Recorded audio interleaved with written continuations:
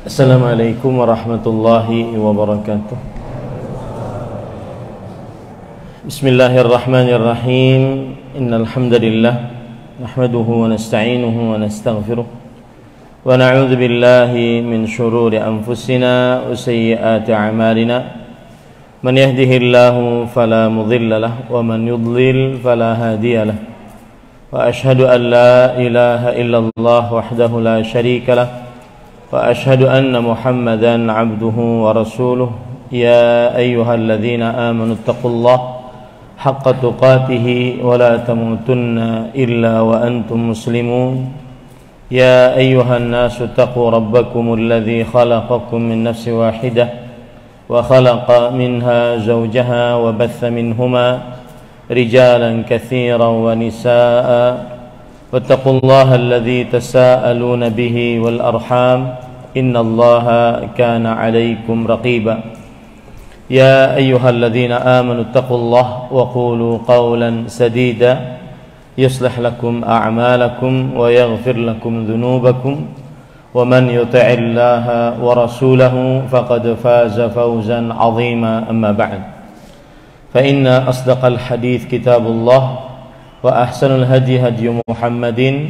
صلى الله عليه وعلى آله وسلم وشر الأمور محدثاتها وكل محدثة بدعة وكل بدعة ضلالة وكل ضلالة في النار. Alhamdulillah, kita bersyukur pada Allah Subhanahu wa taala pada hari ini Ahad pagi 18 Rabiul Akhir 1444 Hijriah, kita dimudahkan oleh Allah Subhanahu wa taala untuk mengkaji kembali kitab Nubdhatun fil Aqidah al-Islamiyah atau penjelasan mendasar rukun iman yang ditulis oleh Fadilatul Syekh Al-Allamah Muhammad bin Saleh Al-Utsaimin rahimahullah.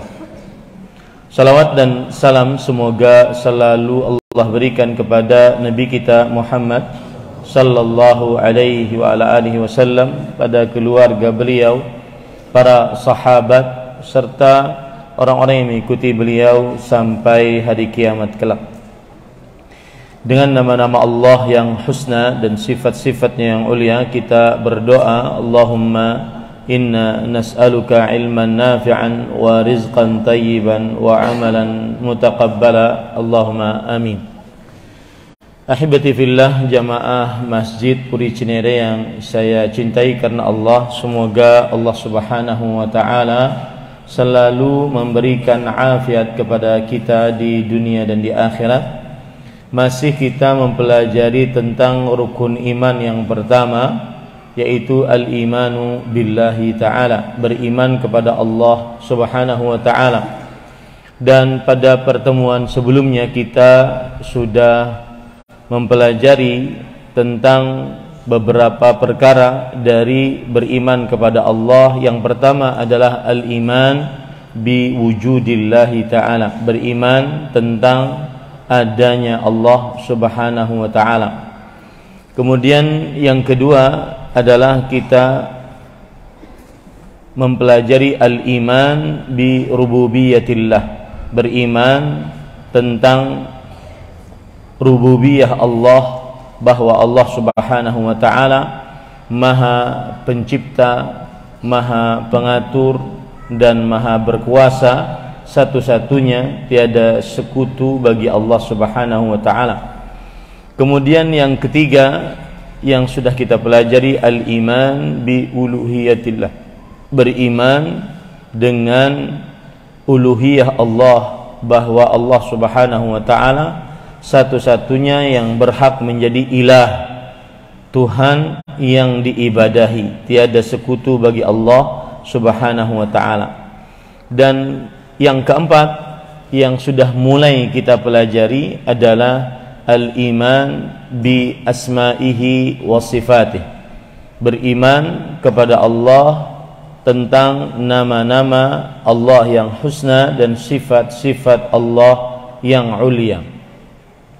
Dan pada pertemuan sebelumnya kita sudah sampai poin ini, yang dimaksud dengan beriman kepada nama-nama Allah yang husna dan sifat-sifatnya yang ulia adalah menetapkan nama-nama dan sifat-sifat sebagaimana yang ditetapkan oleh Allah Subhanahu wa taala di dalam Al-Qur'an atau ditetapkan oleh Rasulullah sallallahu alaihi wasallam di dalam hadis-hadisnya yang sahih,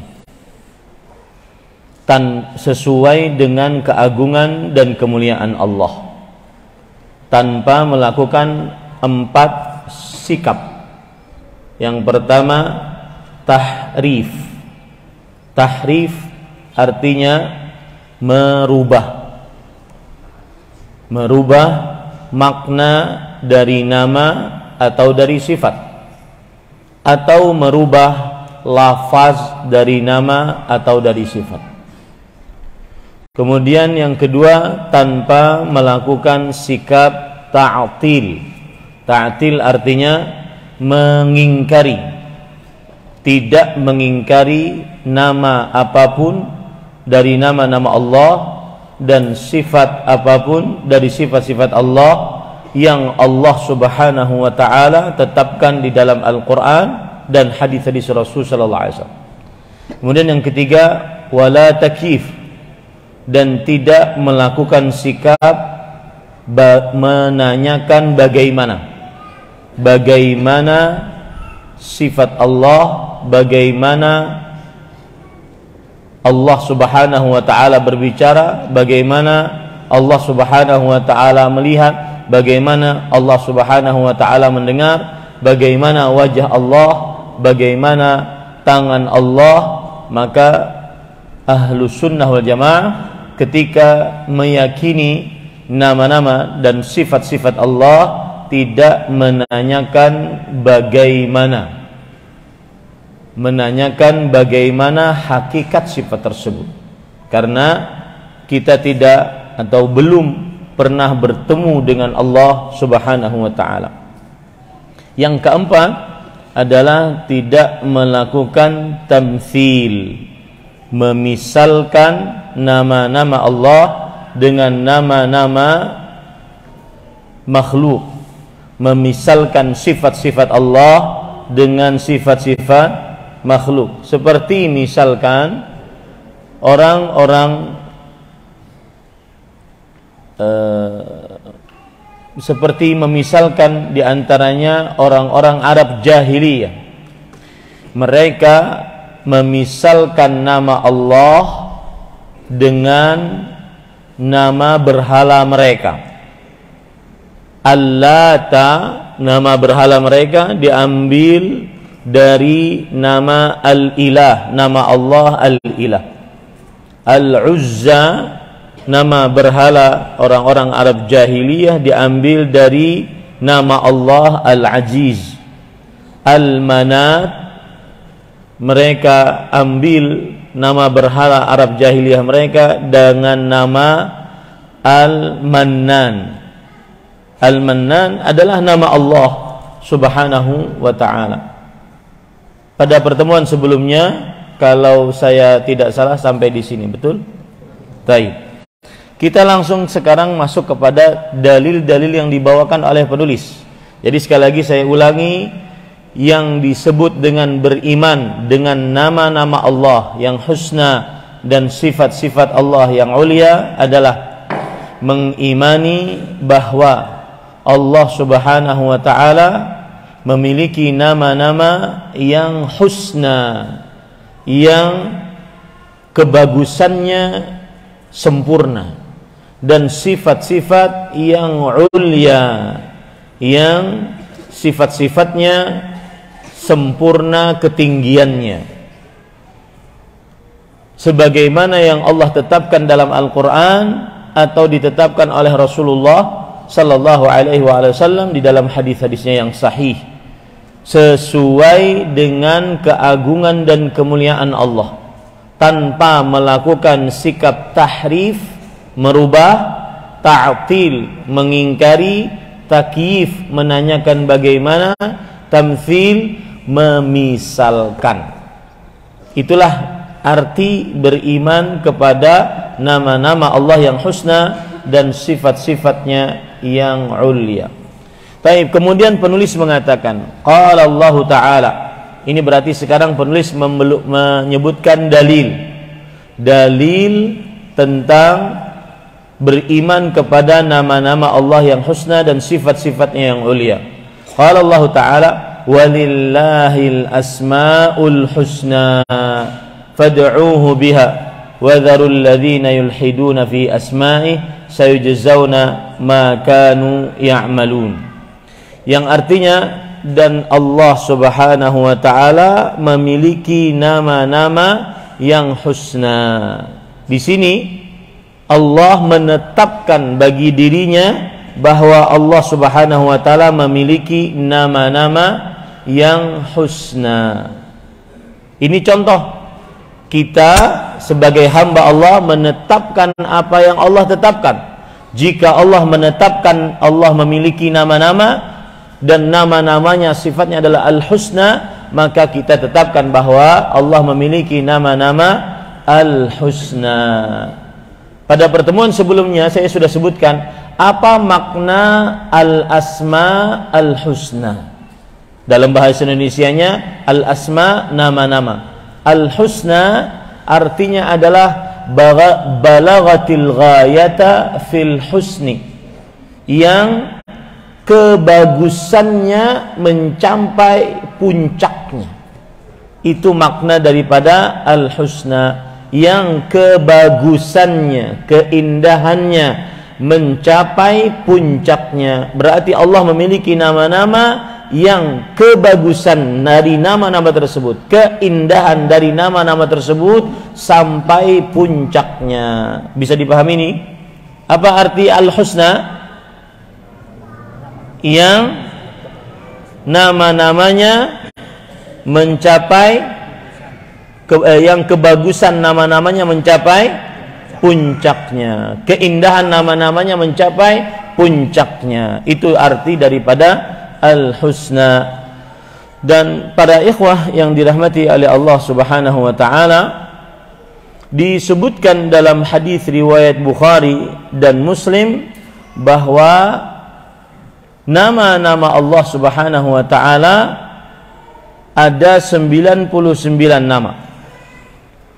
Sebagaimana hadis Abu Hurairah radhiyallahu an. Rasul sallallahu alaihi wasallam bersabda, inna lillahi tis'an wa tis'ina asman mi'atan illa wahidan. Sesungguhnya Allah Subhanahu wa taala memiliki 99 nama. 100 kurang 1. Ini menunjukkan kita sebagaimana yang kita yakini di awal tadi, mengimani apa saja yang ditetapkan oleh Allah dan oleh Rasulullah. Rasul sallallahu alaihi wasallam menetapkan bahwa Allah memiliki 99 nama, 100 kurang 1. Tetapi patut diingat, dan di dalam tafsir Imam Ibnu Katsir rahimahullah, sebelum patut diingat, di dalam tafsir Imam Ibnu Katsir disebutkan nama-nama tersebut. Silahkan cek surat Al-A'raf ayat 180. Buka kitab tafsir Imam Ibnu Katsir, di situ disebutkan 99 nama. Di situ disebutkan 99 nama tersebut. Kemudian yang menarik dari 99 nama ini adalah hadis Rasul tadi. Sesungguhnya Allah memiliki 99 nama. 100 kurang 1. Man ahsaha dakhalal jannah wa huwa witrun yuhibbul witra. Yang artinya 100 kurang 1, siapa yang mengihsa'nya. Lihat, saya tidak menerjemahkan kata ihsa'. Siapa yang mengihsa'nya, maka dia masuk ke dalam surga. Taib. Para ikhwan yang dirahmati oleh Allah Subhanahu wa taala, apa makna mengihsa' 99 nama? Ya, para ulama menjelaskan makna mengihsa' 99 nama adalah satu, menghafalnya. Sebagaimana dikatakan oleh Imam Muhammad bin Shalih Al-Utsaimin rahimahullah, menghafalnya. 2, fahmuha makna, memahami maknanya. Yang ketiga, at-ta'abbudu lillah bimuqtadaha, beribadah dengan konsekuensi-konsekuensi nama-nama tersebut. Seperti misalkan Allah memiliki nama Al-Alim, maka kita beribadah dengan nama Al-Alim, yaitu kita konsekuensi ketika meyakini Allah Al-Alim yang maha mengetahui, maka konsekuensinya kita harus jaga ucapan kita, kelakuan kita, pandangan kita, pendengaran kita, karena Allah Al-Alim, maha mengetahui, pengetahuannya tanpa batas, mutlak, absolut, tidak pernah terbatas apapun, tidak ada halangan. Maka akhirnya kita muraqabah, merasa diawasi oleh Allah Subhanahu wa taala dengan nama Allah Al-Alim tadi. Itu yang dimaksud poin yang ketiga. Beribadah dengan nama-nama Allah tersebut, beribadah dengan konsekuensi-konsekuensi dari nama-nama Allah tersebut. Ya, ini adalah maksud dari poin ketiga. Jadi hadisnya tadi berbunyi bagaimana? Sesungguhnya Allah memiliki berapa nama? 99 nama. 100 kurang 1. Lalu lanjutannya apa? Siapa saja yang mengihsa, saya tidak terjemahkan agar bisa memahami dalilnya. Man ahsaha dakhala jannah. Hadisnya begitu. Siapa saja yang mengihsa nama-nama tersebut, pasti masuk surga. Apa makna mengihsa? Karena ini jaminannya surga luar biasa. Sedangkan nama-namanya kita sudah tahu. Ihsa'nya yang pertama adalah maknanya apa? Menghafalnya. Berusahalah menghafalnya. Berusahalah menghafalnya, dan dia ada di dalam ayat-ayat Al-Quran. Yang kedua adalah memahami maknanya. Al-Alim maknanya apa, As-Sami' maknanya apa, bukan hanya sekedar artinya. Makanya ada kitab yang menarik dan kitabnya berjilid-jilid, Fiqh Al-Asma Al-Husna, Fikih Asma Al-Husna, yang ditulis oleh Fadilatul Syekh Al-Allamah Profesor Dr. Abdul Razzaq bin Abdul Muhsin Al-Badar hafizahumullah. Ini tujuannya adalah untuk itu, memahamkan kepada kaum muslimin makna dari Al-Asma Al-Husna, nama-nama Allah yang husna. Yang ketiga adalah apa? Beribadah dengan konsekuensi nama-nama tersebut. Apa maksud beribadah dengan konsekuensi nama-nama tersebut? Seperti Allah Al-Alim, maha mengetahui. Allah As-Sami', maha mendengar. Allah Al-Basir, maha melihat. Konsekuensi-konsekuensi nama tersebut berarti Allah melihat kita, Allah mendengar kita, Allah mengetahui apapun dimanapun kita berada. Yang mengkonsekuensikan, mengakibatkan kepada kita selalu merasa diawasi oleh Allah, baik dalam ibadah atau di luar ibadah, baik ketika sholat atau di luar sholat. Allah maha mengetahui kita, Allah maha mendengar ucapan kita, Allah maha mendengar, maha melihat perbuatan kita, dan seterusnya. Ini yang membuat kita akhirnya muraqabah, selalu merasa diawasi oleh Allah Subhanahu wa ta'ala. Itu maksudnya beribadah dengan konsekuensi-konsekuensi nama-nama Allah. Contoh yang lain lagi, Al-Qadir, Allah maha kuasa. Maka kita tidak boleh putus asa dalam berusaha mengais rezeki, karena Allah maha kuasa. Allah Ar-Razzaq, maha luas rezekinya tanpa terputus. Allah wasi'ul fadl, Allah maha luas karunianya. Ketika Allah Subhanahu wa ta'ala bernama dengan nama-nama tersebut, konsekuensinya pada kita mengakibatkan kita senantiasa sesuai bergantung dengan nama-nama Allah Subhanahu wa taala tersebut. Tidak putus asa dalam mengais rezeki. Kemudian senantiasa berbaik sangka kepada Allah. Kemudian berusaha yang baik, tidak melakukan hal-hal kecurangan saat mengais rezeki dan seterusnya. Itu yang dimaksud dengan beribadah dengan konsekuensi nama-nama Allah Subhanahu wa taala. Maksud yang kedua, beribadah dengan konsekuensi nama-nama Allah adalah saat berdoa kita pakai sebagai tawassul. Saat berdoa kita pakai sebagai tawassul. Kita pakai nama-nama tersebut sebagai tawassul. Contoh misalkan kita ingin minta rezeki, maka kita panggil, ya Allah ya Razzaq urzuqni. Kita ingin minta rahmat, ya Allah ya Rahman ya Rahim irhamni. Kita ingin minta maghfirah, ya Ghaffar ya Ghafur ighfirli. Kita ingin minta dimuliakan, ya Karim akrimni, dan seterusnya. Itu termasuk beribadah dengan konsekuensi dari nama-nama Allah Subhanahu wa taala. Itulah makna apa? Ihsa. Jadi bukan hanya sekedar menghafal, apalagi sampai dilagu-lagukan, tidak. Tetapi makna ihsa adalah menghafalnya, memahami maknanya, beribadah dengan konsekuensi nama-nama tersebut. Nah, kemudian para ikhwah, ayatnya saya lanjutkan, walillahil asmaul husna. Sudah kita pahami ya, walillah asmaul husna.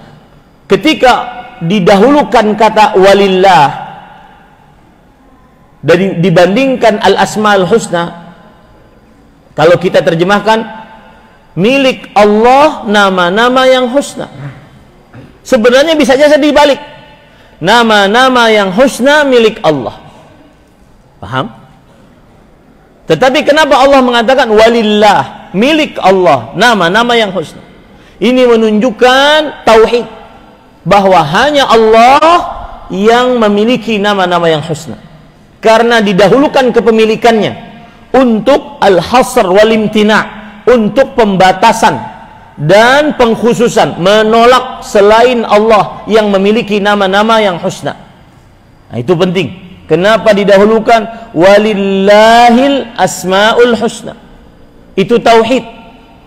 Itu tauhid. Tidak ada yang memiliki nama-nama yang husna kecuali Allah Subhanahu wa taala. Sama ketika kita baca ayat Al-Qur'an, iyyaka na'budu wa iyyaka nasta'in. Kalau kita terjemahkan, kepadamu kami beribadah, kepadamu kami minta pertolongan. Sebenarnya bisa saja dibalik. Kami beribadah kepadamu, kami minta tolong kepadamu. Tetapi kenapa kepadamunya dulu didahulukan? Tujuannya adalah untuk apa tadi? Tauhid. Artinya kita beribadah hanya kepada Allah, khusus Allah yang kita ibadahi. Kita minta tolong hanya kepada Allah, khusus Allah yang kita minta tolong. Itu tauhid. Dan di dalam Al-Quran, kalau Bapak Ibu mempelajarinya, sangat banyak yang semisal dengan ini, menunjukkan tauhid, pembatasan, pengkhususan hanya milik Allah Subhanahu wa taala. Walillahil asmaul husna. Al-asma al-husna, al-husna tadi sudah kita sebutkan. Apa arti al-husna? Allati balagatil ghayata fil husn. Yang mana nama-namanya kebagusannya mencapai puncaknya. Ingat itu baik-baik, jangan salah. Kita sudah belajar, beda dengan orang yang belum belajar. Jangan cuma nguping belajarnya. Ya, kita sudah duduk majelis ilmu meluangkan waktu. Harus dipahami, harus dihafal, harus jadikan sebagai sebuah keyakinan. Oh, al-asmaul husna itu adalah yang nama-nama, yang kebagusan nama-nama tersebut sampai puncaknya. Sampai puncaknya. Taib, fad'uuhu biha, berdoalah dengannya. Inilah dalil yang menunjukkan bahwa bertawassul dengan nama-nama Allah yang husna. Seperti yang saya sebutkan tadi contohnya. Ya Razzaq urzuqni, Ya Rahman, Ya Rahim irhamni, Ya Qadir uqdur lil khaira. Wahai yang maha kuasa, kuasakan kepadaku kebaikan. Ya, Ya Hadi ihdini, wahai yang memberi petunjuk, berikan aku petunjuk. Ya Karim akrimni, dan seterusnya. Berdoalah dengannya. Ini namanya bertawassul dengan nama-nama Allah yang husna. Taib, lanjut ke ayatnya. Wadharul ladzina yulhiduna fi asma'ih. Lihat, dan tinggalkanlah orang-orang yang yulhidun. Saya tidak menerjemahkan karena biar kita tahu makna yang dimaksud. Yulhidun, dan tinggalkanlah orang-orang yang yulhidun terhadap nama-nama Allah. Yulhidun terhadap nama-nama Allah. Apa arti yulhidun? Sebelumnya ada yang tertinggal, para ikhwan yang dirahmati oleh Allah Subhanahu wa taala, bahwa ada yang ketinggalan tadi. Ketika Rasul sallallahu alaihi wasallam menyebutkan bahwa Allah memiliki 99 nama, itu bukan pembatasan akhir. Bukan hanya 99 saja Allah memiliki nama. Nama Allah bukan batasannya 99 saja, bukan. Tetapi itu bagaikan orang mengatakan, di kantong saya ada 99.000. Apakah orang itu hanya memiliki 99.000? Tidak. Masih banyak di kantong lain, di lemari, di dompet, uang-uangnya. Sama dengan itu. Allah memiliki 99 nama, 100 kurang 1. Bukan berarti nama Allah cuma 99. Cuma Nabi Muhammad SAW hanya ingin menyebutkan 99 nama. Siapa yang mengihsanya pasti masuk surga. Itu saja. Bukan pembatasan. Itu catat baik-baik. Penyebutan 99 bukan pembatasan. Buktinya apa? Perhatikan hadis yang diriwayatkan oleh Imam Ahmad dari Abdullah bin Mas'ud radhiyallahu anhu.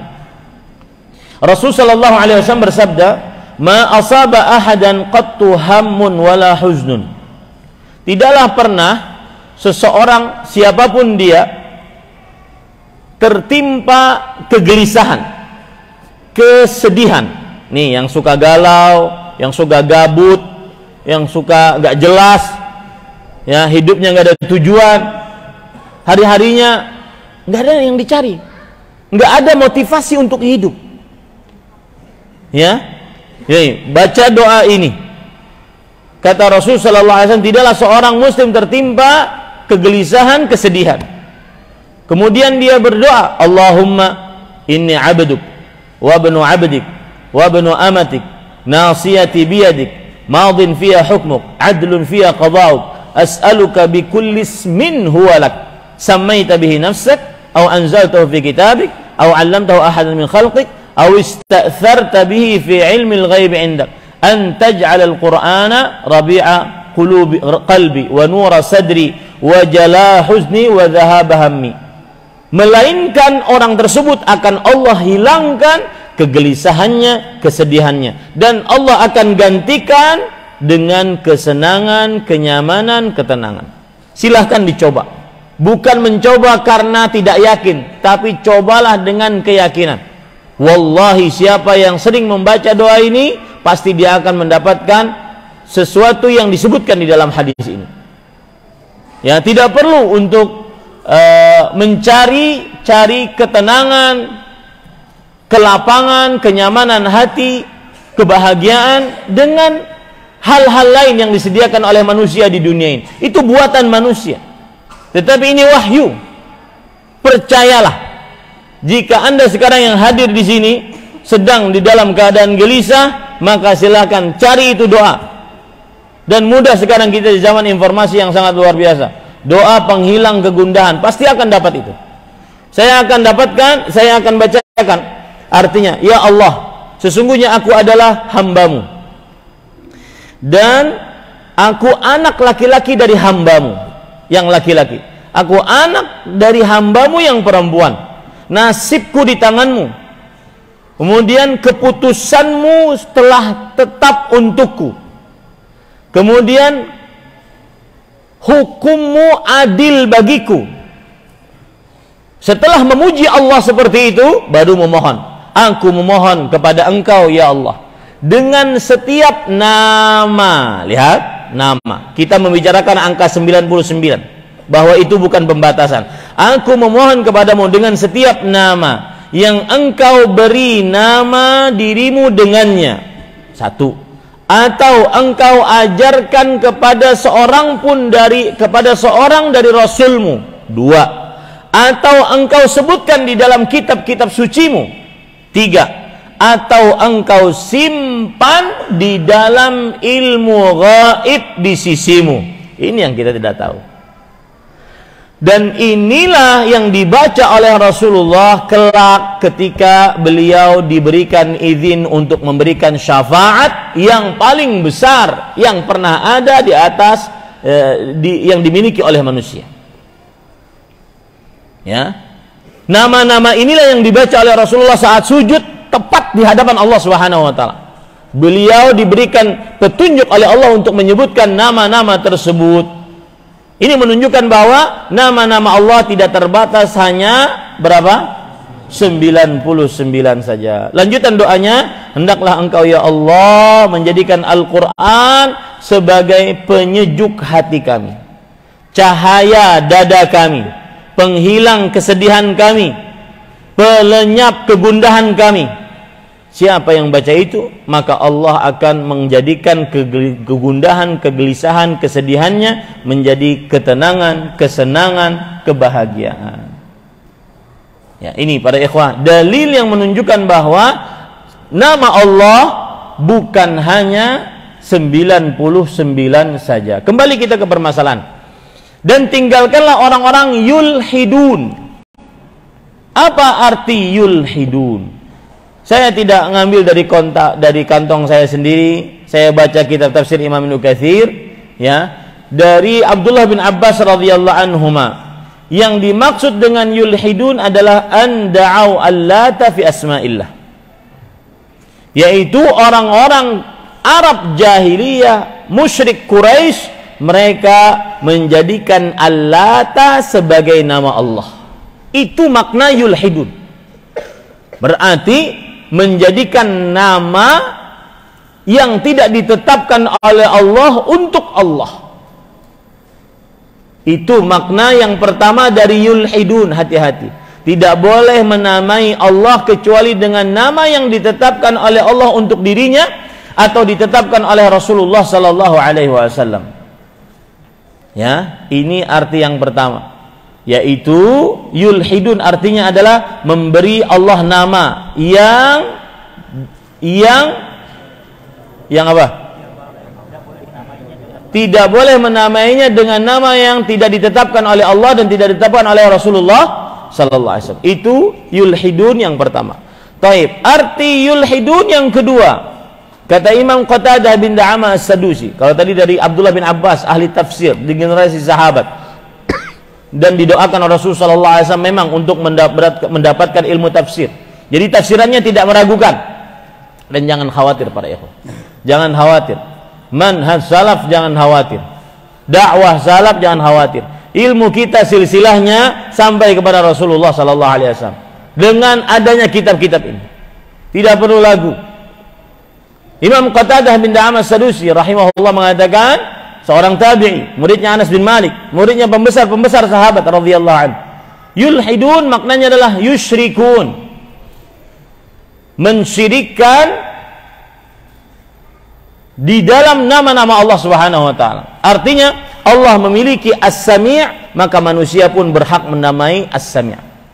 Allah memiliki Ar-Rahman, maka manusia pun berhak memiliki nama Ar-Rahman. Mereka mensyirikkan Allah di dalam nama-nama Allah. Ini makna yulhidun yang kedua, yang wajib kita tinggalkan orang-orangnya. Yang ketiga adalah kata Abdullah bin Abbas, tafsiran beliau yang kedua, yaitu al-ilhad at-takdzib, mendustakan nama-nama Allah Subhanahu wa taala. Makna dari yulhidun adalah mendustakan nama-nama Allah. Seperti misalkan mereka mendustakan nama Allah Ar-Rahman. Jadi kisahnya begini.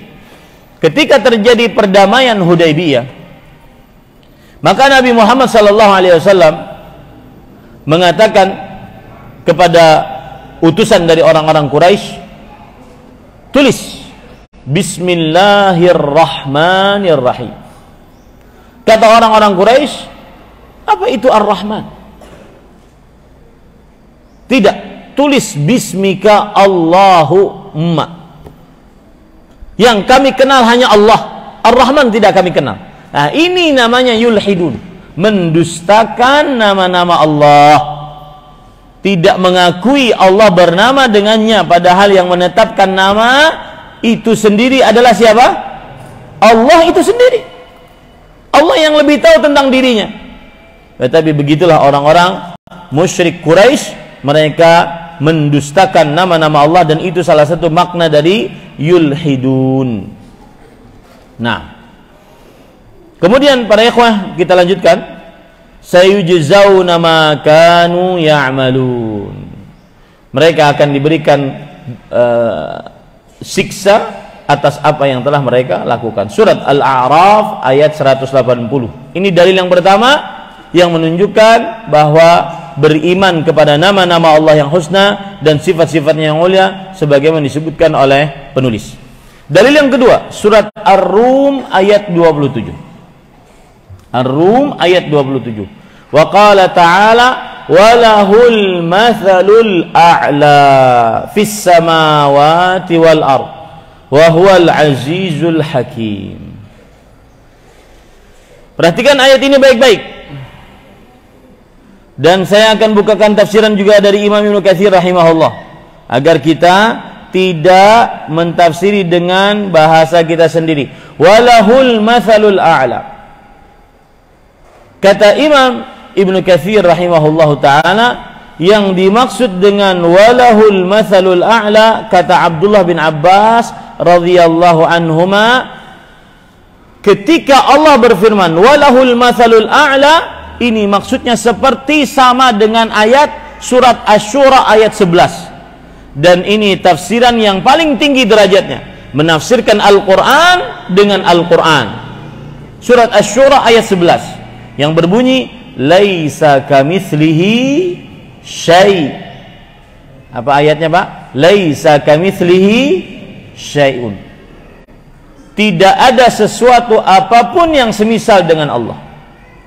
Ini arti dari walahul mathalul a'la, dan Allah memiliki sifat-sifat yang paling tinggi. Artinya sama dengan laisa kamitslihi syai'. Allah tidak semisal dengan sesuatu apapun. Nah, ini dalil tentang sifat. Kalau tadi dalil tentang nama, ini dalil tentang sifat, bahwa Allah memiliki sifat-sifat yang ulya. Apa arti ulya? Yang sempurna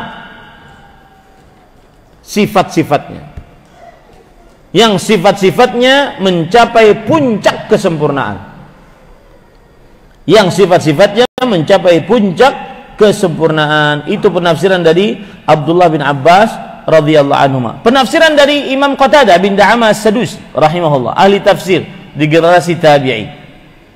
Jadi tabi'i itu terakhir wafat tahun 187. Jadi kalau kita lihat ya, generasi 3 keemasan itu, para sahabat terakhir wafat tahun 110 Hijriah. Itu terakhir sahabat Nabi wafat 110 Hijriah. Siapa beliau? Abu Tufail radhiyallahu anhu. Abu Tufail radhiyallahu anhu. Kemudian sedangkan para tabi'i, terakhir generasi tabi'i tahun 187. Tahun 187. Saya lupa nama tabi'inya yang terakhir wafat. Kemudian yang ketiga tabi'ut tabi'in. Generasi tabi'ut tabi'in terakhir yang wafat adalah tahun 254. Ya.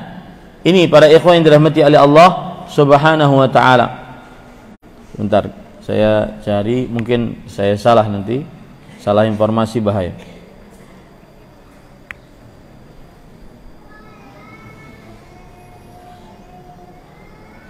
Ya, betul. Jadi sahabat yang terakhir wafat tahun 110 Hijriah yang bernama Abu Tufail Amir bin Wathil Al-Laythi. Amir bin Wathil Al-Laythi. Kemudian tabi'i yang paling terakhir wafat tahun 181 Hijriah. 181 Hijriah yang bernama Khalaf bin Khalifah Al-Kufi. Khalaf bin Khalifah Al-Kufi. Kemudian yang ketiga zaman apa? Tabi'in. Kan 3 generasi keemasan. Itu terakhir 257 Hijriah. 257 Hijriah yang bernama Al-Hasan bin Arafah Al-Abdi Al-Baghdadi. Al-Hasan bin Arafah namanya. Nah, Imam Qatadah bin Da'amah Sadusi rahimahullah adalah ulama tabi'in. Ulama tabi'in. Beliau berkata, yang dimaksud dengan walahul mathalul a'la, dan Allah memiliki sifat yang paling tinggi, maksudnya adalah la ilaha illallah. Lihat, tafsirannya cuma begitu. Artinya tidak ada yang semisal dengan Allah. Sifat-sifat Allah Subhanahu wa taala mencapai puncak kesempurnaan. Mencapai puncak kesempurnaan. Berarti surat Ar-Rum ayat 27 adalah dalil tentang adanya sifat-sifat Allah Subhanahu wa taala. Dalil yang ketiga yang dibawakan oleh penulis, laisa kamitslihi syai' wa huwas samiul basir, surat Asy-Syura ayat 11. Ini dalil tentang tauhid asma was sifat. Dalil tentang tauhid asma was sifat. Laisa kamitslihi syai' wa huwas samiul basir, yang artinya tidak ada sesuatu apapun yang semisal dengan Allah, dan Allah Maha mendengar, Maha melihat. Tidak ada sesuatu apapun yang semisal dengan Allah. Sifatnya, sifat wajahnya, sifat tangannya, sifat ilmunya, sifat pendengarannya, sifat penglihatannya, sifat rahmatnya, tidak ada yang semisal dengan Allah. Sifat perbuatannya, sifat turunnya Allah ke langit dunia, sifat beristiwanya Allah di atas arsy, tidak ada yang semisal dengan Allah Subhanahu wa taala sesuatu apapun. Tetapi dan Allah Maha mendengar, Allah Maha melihat. Berarti pendengaran Allah tidak sama dengan pendengaran makhluk. Penglihatan Allah tidak sama dengan penglihatan makhluk. Karena tidak ada sesuatu yang semisal dengan Allah Subhanahu wa taala. Itu 3 dalil yang menunjukkan tauhid asma was sifat. Mengimani tentang nama-nama Allah yang husna dan sifat-sifat Allah yang ulia. Taib. Kemudian penulis mengatakan, ini perlu konsentrasi. Jangan ada yang ngantuk. Ya. Karena ini agak berat. Ya. Wa qad dhalla fi hadzal amri ta'ifatan.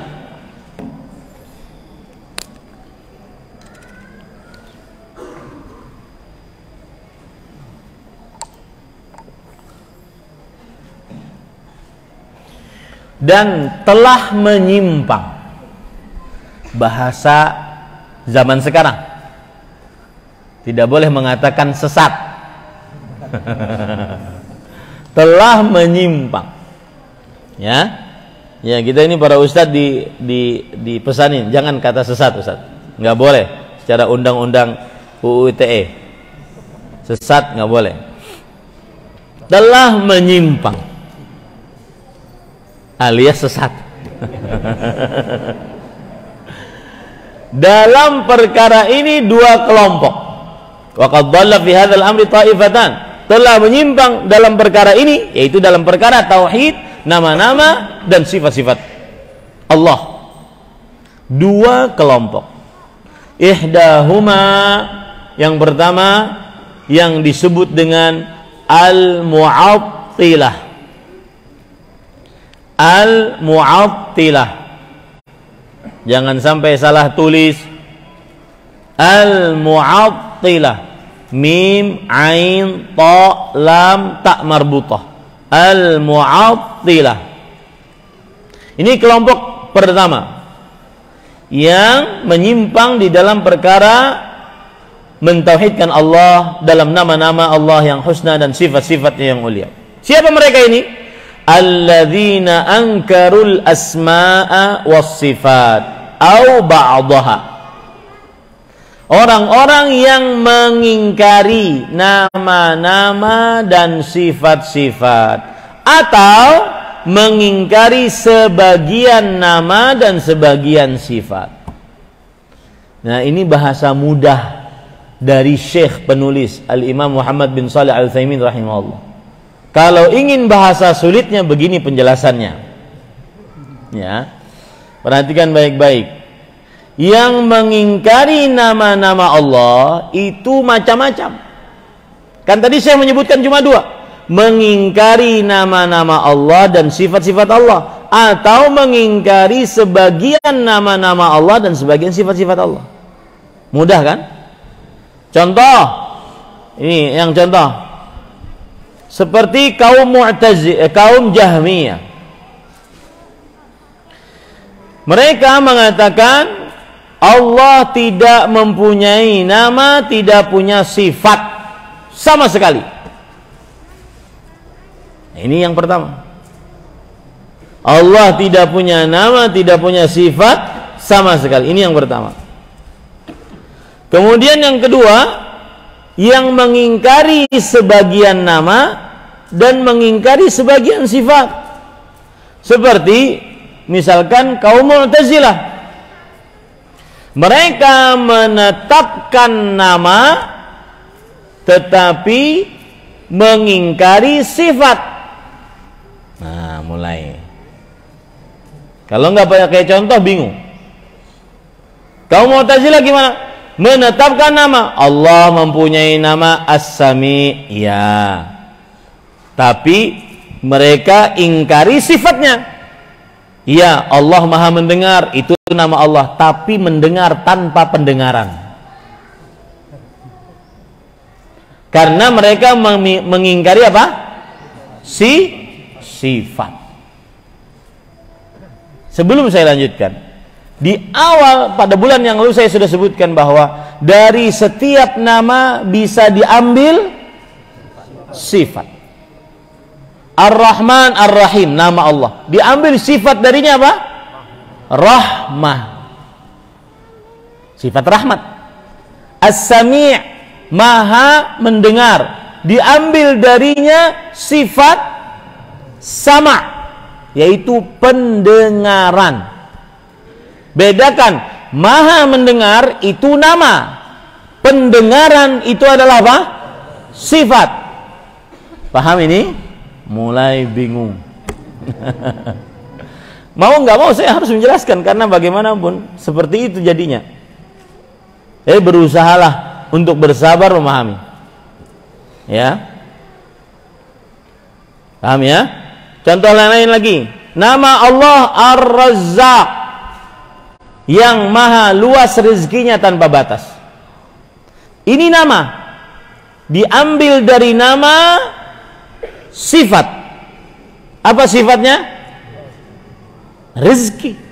Allah mempunyai rezeki. Setiap nama bisa diambil darinya apa? Sifat. Nah, kembali kepada poin yang kedua tadi. Kaum Mu'tazilah menetapkan nama tapi tanpa sifat. Makanya kata mereka, Allah itu maha mendengar tanpa pendengaran. Allah itu maha melihat tanpa penglihatan. Inilah akibat mengedepankan apa? Akal. Ya, coba seperti Ahlus Sunnah wal Jamaah, tetapkan yang apa Allah tetapkan dan apa yang Rasul SAW tetapkan tanpa memisalkan. Selesai urusan. Tidak perlu yang seperti ini susah-susah. Maha mendengar tapi tanpa pendengaran. Kif, kata orang Arab, kif. Gimana? Ya, hanya mereka yang paham. Ya, maha melihat tapi tanpa penglihatan. Nah, yang saya ingin capai, kenapa mereka berkata seperti itu, Ustaz? Pertama, karena menggunakan akal. Akal mereka, yang masuk ke dalam akal mereka adalah kalau Allah mendengar, kalau Allah melihat, itu berarti seperti makhluk. Ya, kalau saya tanya lebih dalam lagi, kenapa seperti makhluk? Pasti bingung jawabnya. Karena perbuatan, setiap perbuatan saya sedang melihat, setiap perbuatan itu adalah sesuatu yang baru. Dan Allah tidak mungkin mengerjakan sesuatu yang baru. Allah itu qadim, lama, tidak ada yang baru dari Allah. Yang baru hanya makhluk. Begitu ceritanya, bro. Ya, ini saya pelan-pelan agar Bapak Ibu paham. Jadi kaum Mu'tazilah, mereka menetapkan nama tanpa sifat. Itu yang disebutkan oleh penulis tadi. Ada lagi kaum ahli kalam. Saya tidak mau menyebut namanya, nanti jadi muskilah. Ya, kalau Mu'tazilah kan umum gitu. Tapi ini kaum ahli kalam. Saya sebut saja kaum ahli kalam gitu ya. Karena di negeri ini paling terbanyak mungkin yang mengaku di itu ahli kalam, yang menetapkan nama tetap sama kayak tadi, sama kayak kaum Mu'tazilah, tapi mereka mengingkari sifat. Oh, berarti sama? Enggak sama dengan Mu'tazilah. Yang mereka ingkari sifat-sifat berupa pilihan. Sifat apa lagi itu, Ustaz? Sifat-sifat berupa pilihan itu berupa kehendak Allah. Contoh, Allah turun, Allah berkehendak turun, Allah berkehendak beristiwa. Mereka ingkari itu.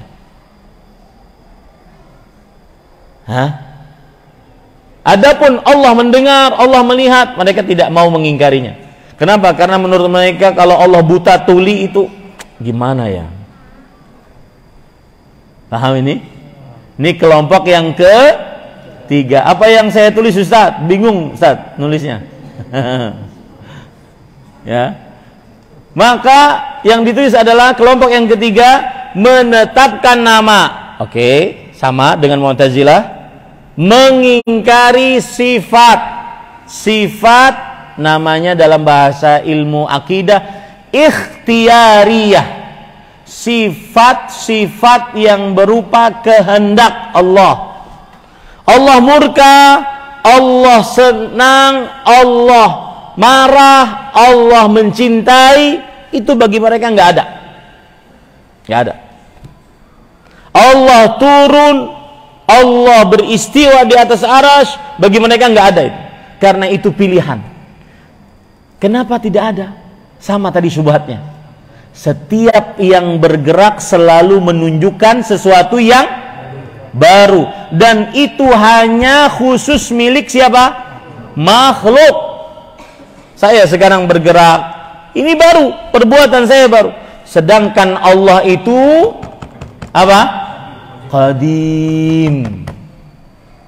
Allah tidak boleh baru. Itu syubhat mereka dari dulu. Kenapa mereka mempunyai syubhat itu? Ya karena otak mereka. Mereka memikirkan dengan akal mereka, tidak mengimani ayat-ayat Quran, hadis-hadis Rasul sallallahu alaihi wasallam. Mereka simpulkan sendiri dengan otak mereka, dengan akal mereka.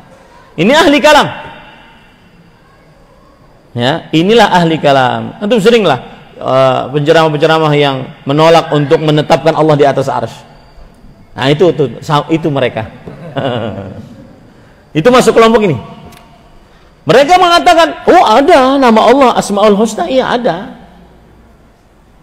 Tetapi Allah, mereka ingkari punya sifat. Tidak semua sifat. Sifat dzatiyah mereka tetapkan. Allah itu maha mendengar, maha melihat. Allah itu punya pendengaran, punya penglihatan. Karena bagi mereka, kalau Allah tuli, buta, jelek gitu. Ya, maka makanya mereka itu dengan otak mereka. Allah tuli, buta, jelek gitu. Alhamdulillah, kita tetapkan aja. Yang sesuai dengan zat Allah kita tetapkan. Yang sesuai dengan pilihan Allah kita tiadakan. Kenapa tiadakan? Apa tadi subhatnya? Setiap yang bergerak menunjukkan kepada baru, dan setiap yang baru hanya khusus milik siapa? Makhluk. Itu sifat, itu pemikiran mereka. Makanya mereka menolak Allah beristiwa di atas arsy. Allah dengan bahasa macam-macam. Salah satu bahasanya, Allah tidak bertempat. Allah tidak ada arah. Bahasanya macam-macam. Kalau antum disuguhi seperti itu, tanya, apa maksud Allah tidak bertempat? Tanya mereka.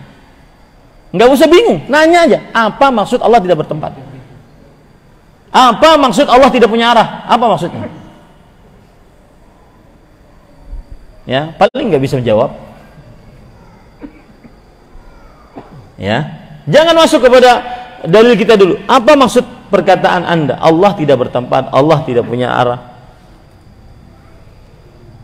Paham ini para ikhwah? Yang dirahmati oleh Allah Subhanahu wa taala. Taib. Itu kelompok ahli kalam yang lama. Yang lama itu, yang lama. Ada ahli kalam yang baru. Ahli kalam yang baru bagaimana? Menetapkan, ini yang keempat, menetapkan nama. Oke, makanya mereka banyak yang hafal Asmaul Husna. Mereka tetapkan nama.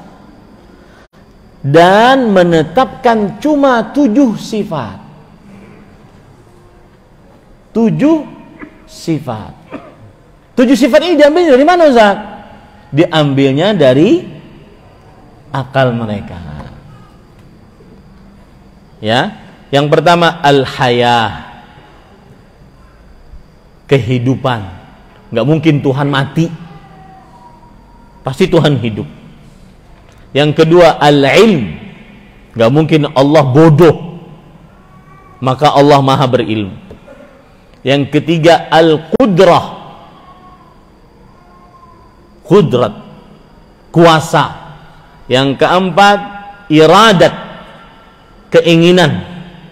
Yang kelima yang tadi saya sebutkan as-sama'. Apa as-sama'? Pendengaran. Yang keenam al-basar, penglihatan. Karena bagi mereka gak mungkin Allah itu buta tuli, jelek.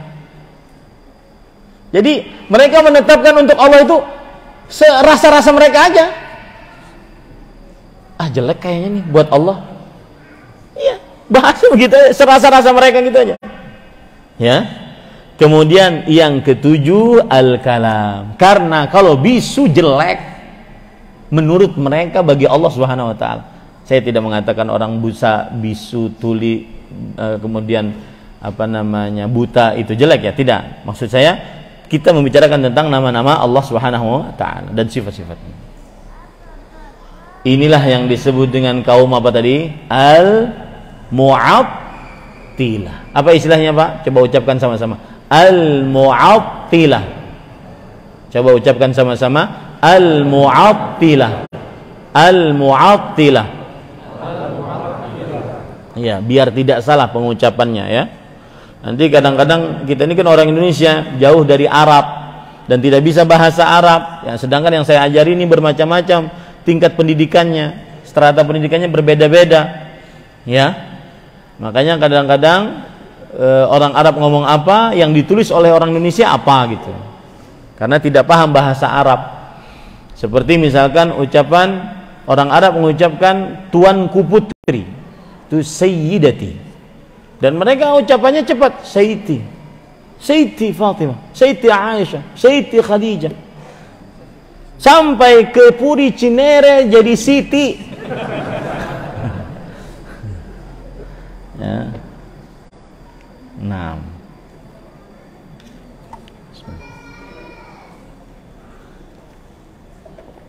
Ustaz, Kalau antum jeli tadi yang keempat saya nggak sebutkan namanya apa, kelompoknya siapa. Maka ini kelompok ahli kalam yang baru. Ya, makanya nanti muncul sifat 20. Itu perkembangannya dari 7 sifat itu tambah sifat ma'ani jadi 14 tambah 6 lagi jadi 20. Berarti panjang lagi Ustaz pembelajarannya, nanti aja. Belum. Ya. Makanya keluar dari majelis ini jangan sok-sok jadi Syekhul Islam. Masih banyak yang belum dipelajari. Nah, dan kalau ingin lebih dalam lagi, belajarlah kepada ahlinya yang memang mempelajari nama-nama dan sifat-sifat Allah secara mendetil, yaitu akhi fillah, saudara saya karena Allah, Abu Abdul Muhsin Syekh Dr. Firanda Andirja hafizahullah ta'ala. Belajar sama beliau, insyaallah dapat ilmu yang lurus. Baik, kita lanjutkan. Za'imin, lanjutannya ya. Jadi telah menyimpang 2 kelompok di dalam perkara nama-nama dan sifat-sifat Allah. Yang pertama al-mu'attilah. Orang-orang yang mengingkari nama-nama Allah dan sifat-sifatnya, atau sebagian nama-nama dan sebagian sifat-sifatnya yang sudah saya jelaskan tadi 4 kelompok. Ya, ada yang pertama Jahmiyah, kemudian Mu'tazilah, kemudian ahli kalam lama, ahli kalam baru.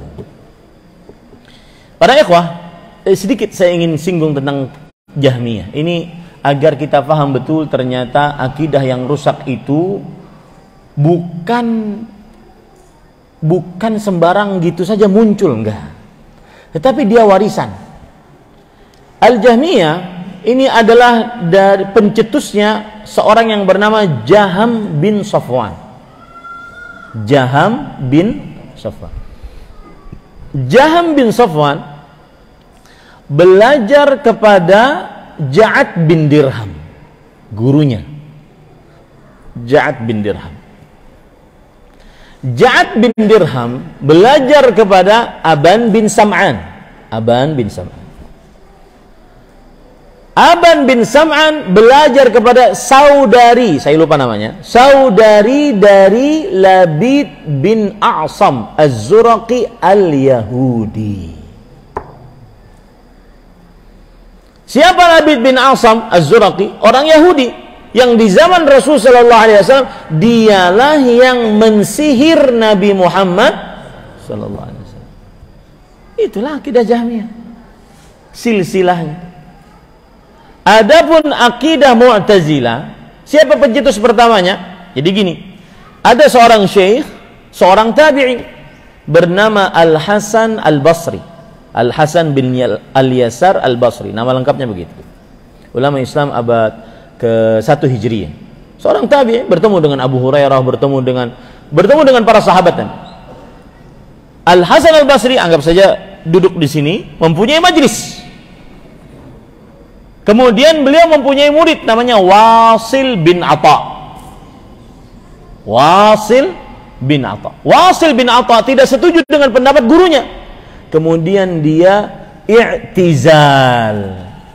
Apa arti i'tizal? Menyendiri di pojok, bikin majelis tersendiri. Gurunya masih ngajar, dia masih bikin majelis. Dari situlah diambil dari kata-kata apa?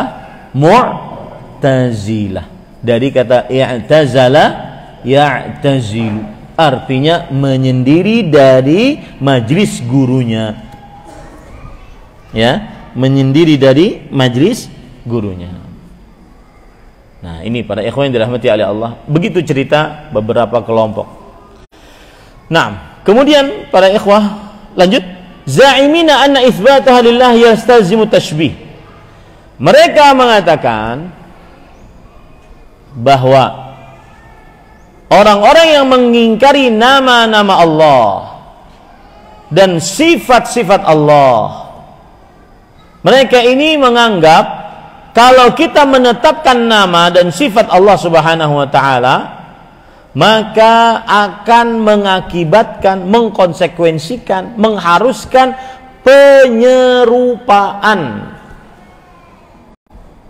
Kalau kita tetapkan Allah turun, berarti serupa dengan makhluk. Makhluk turun. Kalau Allah kita tetapkan beristiwa, berarti serupa dengan raja duduk di atas singgasana. Maka kita tolak sifat-sifat tersebut. Kita tetapkan nama-nama saja. Paham ini? Jadi apa syubhat mereka? Syubhat mereka adalah tashbih, tamtsil, menyerupakan, memisalkan. Itu syubhat paling pertama mereka. Syubhat paling pertama mereka, yaitu memisalkan Allah dengan makhluk. Oh, kalau kita tetapkan Allah beristiwa, berarti sama dengan makhluk. Seperti raja duduk di atas singgasananya. Oh, nggak mungkin Allah istiwa. Kita rubah saja makna istiwa jadi menguasai, bukan meninggi di atas arsy. Nah, ini sebabnya. Jadi kalau saya tanya antum sekarang, apa sebab mereka menolak sifat-sifat Allah? Karena mereka menganggap ada penyerupaan. Kalau kita tetapkan Allah mempunyai wajah, maka berarti manusia punya wajah, berarti sama wajah dengan wajah. Kalau kita tetapkan sebagaimana yang Allah telah sebutkan dalam Al-Quran, ma mana'aka an tasjuda lima khalaqtu biyadai, wahai iblis, mengapa engkau tidak mau sujud kepada makhluk yang aku ciptakan dengan kedua tanganku? Allah yang menetapkan itu. Maka kalau kita tetapkan itu, kata mereka, berarti manusia pun punya tangan. Tidak mungkin Allah punya tangan. Karena kalau kita tetapkan Allah punya tangan, manusia punya tangan, maka akan sama seperti makhluk. Itu syubhat awal mereka menjadi kaum Mu'attilah. Kalau saya tanya Bapak Ibu sekarang, apa syubhat mereka menjadi kaum Mu'attilah? Tashbih, tamtsil. Tashbih artinya menyerupakan, tamtsil artinya memisalkan. Itu syubhat mereka. Maka jangan dimisal, cukup tetapkan. Makanya dari tadi saya mengatakan menetapkan sifat nama dan sifat Allah sebagaimana Allah tetapkan dalam Al-Quran dan Rasulullah SAW tetapkan dalam hadis-hadis yang sahih, sesuai dengan keagungan dan kemuliaan Allah. Tidak boleh dimisalkan. Sesuai dengan keagungan dan kemuliaan Allah Subhanahu wa taala. Taib. Kemudian penulis mengatakan, hadza za'mu batilun. Maka anggapan seperti ini adalah batil. Lalu beliau membantah bahwa kalau kita tetapkan Allah turun ke langit dunia, makanya ada begini, Pak. Antum kan lihat fenomena tuh. Orang-orang yang tidak, entah dia tidak tahu akidah Ahlus Sunnah tentang nama-nama sifat Allah, atau entah dia pura-pura tahu, atau entah dia memang dari kelompok ahli kalam, nggak tahu juga ya. Karena ada yang berpikiran gini, penampilan sih oke, jenggotan, kajian namanya kajian sunnah, tapi ketika berbicara Allah turun, apa yang dipikir? Bagaimana penjelasannya? Nah, itu bedanya tuh. Jadi jangan casing doang dilihat, atau retorika aja yang dilihat, enggak. Lihat penjelasannya gimana. Ketika menjelaskan yanzilu rabbuna tabaraka wa ta'ala hina yabqa thuluthul lailil akhir. Allah turun ke langit dunia ketiga sepertiga malam terakhir. Hadis sahih. Turun. Allah, Rasul SAW berbicara kepada kita dengan bahasa Arab yang mubin, yang nyata. Turun. Kalau orang ahlu sunnah menetapkan bagaimana? Ya sudah, Allah turun sesuai apa tadi? Dengan keagungan dan kemuliaannya. Selesai. Jangan dimisalkan. Tapi kalau orang yang entah dia tidak tahu akidah ahlu sunnah, atau pura-pura tidak tahu, atau pura-pura tahu, ya, dia akan mengatakan apa? Ini sifat harus kita pikirkan. Kenapa? Karena kalau Allah turun berarti arsy-Nya kosong. Karena 24 jam kan beda-beda sewaktu sedunia. Sepertiga malam terakhir beda-beda. Berarti Allah turun terus dong. Jawaban paling mudah atas syubhat ini surat Asy-Syura ayat 11. Ucapkan saja, laisa kamitslihi syai'. Tidak ada sesuatu yang semisal dengan Allah. Selesai, wahai saudaraku. Wa huwas samiul basir. Dan Allah Maha mendengar, Maha melihat. Subhanah. Nah, ini para ikhwah. Wa hadza za'mu batil. Dan ini anggapan adalah batil liwujuh, karena beberapa sebab. Minha, satu, al-awwal, ini bantahannya. Bantahan yang mengatakan kalau kita tetapkan nama sifat Allah maka menunjukkan kepada pemisalan. Allah berarti semisal dengan makhluk. Bantahannya yang pertama, annahu yastalzimu lawazima batilatun. Bahwa ini pendapat akan mengakibatkan kelaziman-kelaziman yang batil. Katanaqudhi fi kalamillahi subhanahu, seperti bertentangan di dalam firman-firman Allah. Ya, seperti bertentangan dalam firman Allah. Wa dzalika anna Allah Ta'ala athbata li nafsihi al-asma' was sifat wa nafa an yakuna kamitslihi syai'. Yang demikian itu karena Allah telah menetapkan di dalam Al-Qur'an nama-nama bagi Allah, sifat-sifat bagi Allah, dan Allah menafikan bahwa tidak ada sesuatu apapun yang semisal dengan Allah. Allah menetapkan dirinya As-Sami', kita tetapkan, dan pendengaran Allah tidak sama dengan pendengaran makhluk. Jangankan kita dengan Allah, bapak dengan bapak, sama nggak pendengarannya? Itu makhluk dengan makhluk terjadi perbedaan, padahal sama-sama mendengar. Apalagi antara makhluk dengan Allah.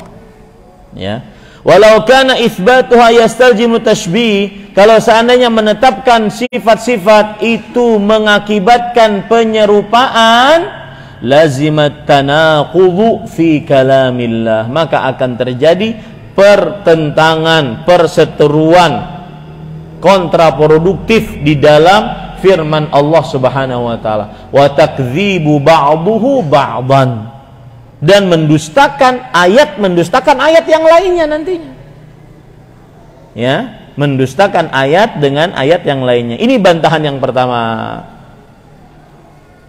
Saya ingin bertanya, ini yang kita bantah apaan sih? Hah? Yang kita bantah apa?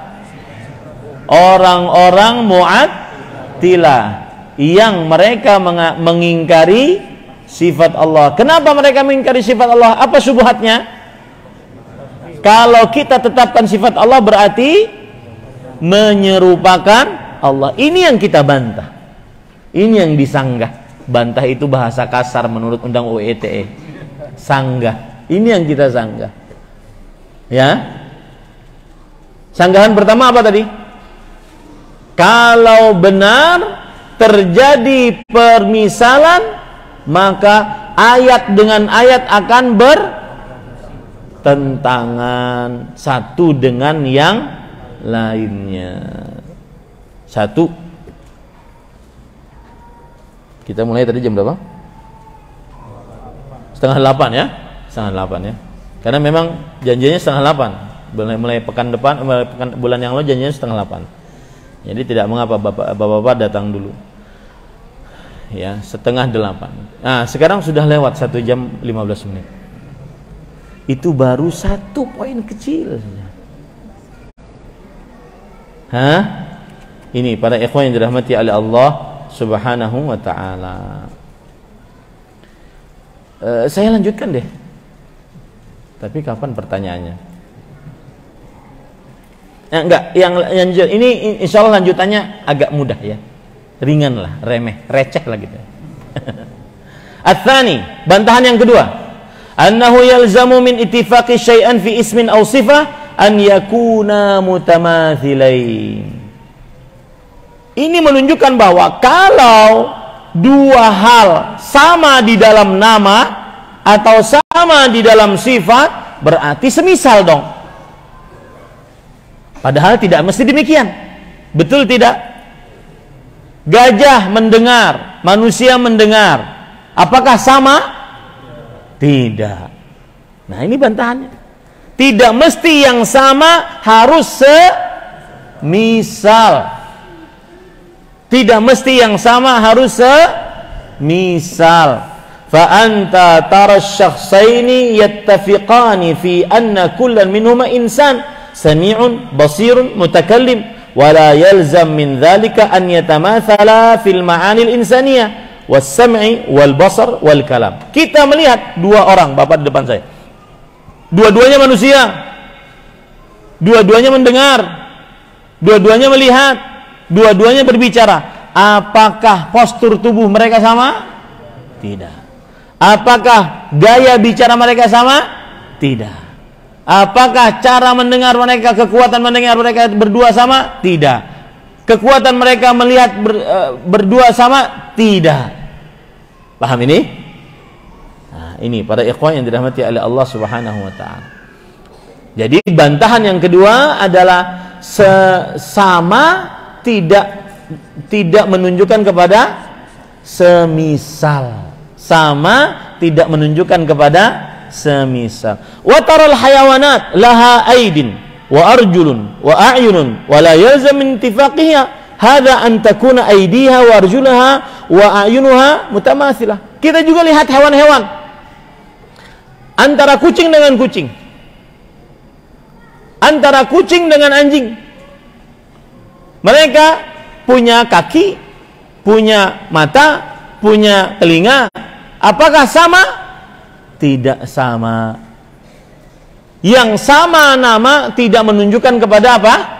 Semisal. Jadi kalau kita tetapkan Allah beristiwa di atas arasy, maka bukan berarti kita memisalkan Allah dengan makhluk. Ketika kita tetapkan Allah turun ke langit dunia, Ustaz, kenapa dari tadi cuma istiwa turun? Karena itu yang paling banyak mereka tolak dari ahlu kalam.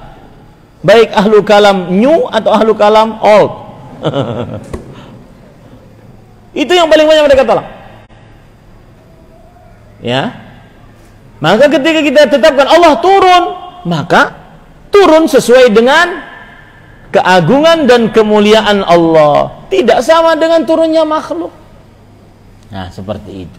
Fa idza dhahara at-tabayun bainal makhluqat fima tattafiqu fihi min asma'in wa sifat, fat-tabayunu bainal khaliq wal makhluq abyanu wa a'zam. Kalau seandainya antara makhluk saya dengan Bapak ini terjadi perbedaan, meskipun namanya sama, saya punya mulut, beliau punya mulut, saya bisa berbicara, beliau bisa berbicara, tetapi gaya bicaranya tidak semisal, itu antara makhluk dengan makhluk, apalagi antara makhluk dengan khaliq, lebih jelas lagi perbedaannya. Jadi serupa tidak menunjukkan kepada apa? Semisal. Serupa dalam nama, serupa dalam sifat, ya, serupa dalam nama sifat tidak menunjukkan kepada semisal.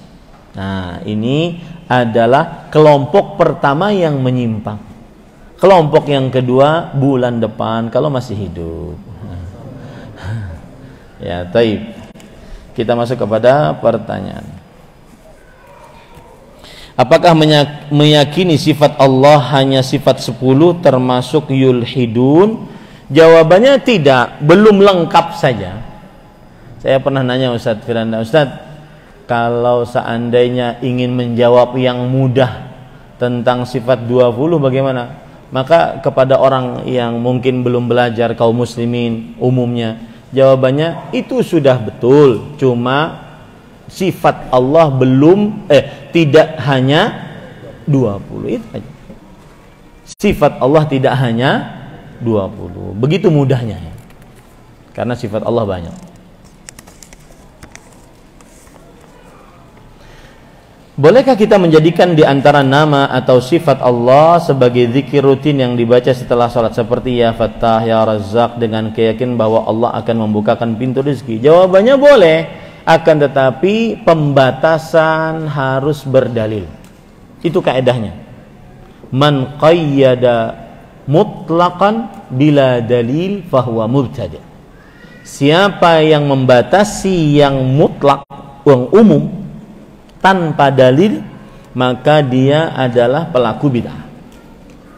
Pembatasannya ada 6. Tempat, waktu, jumlah bilangan, sebab, tata cara, jenis. Apabila terjadi pembatasan pada salah satu dari 6 ini, maka harus dengan apa? Membaca surat Yasin. Surat Yasin dibaca. Baca Al-Quran, tidak salah. Ya, baca Al-Quran, tidak salah. Tetapi ketika dibatasi malam Jumat, perlu dalil. Jumlah bilangan 41 kali. Tata caranya di atas sejadah, di depannya lilin. Sejadahnya putih. Nah, ini pembatasan-pembatasan yang saya maksud. Harus dengan dalil. Istighfar. Siapa yang beristighfar 10.000 kali di malam Jumat dengan cara di atas kain putih dalam keadaan gelap, maka niscaya tidak pernah punya hutang. Hadis riwayat Ahmad Zainuddin. Nah, ini pembatasan. Istighfarnya ada dalilnya. Pembatasannya memerlukan dalil. Jumlah bilangan, waktu, tempat, jumlah bilangan, jenis, sebab, tata cara. Itu harus dengan dalil. Wallahu a'lam.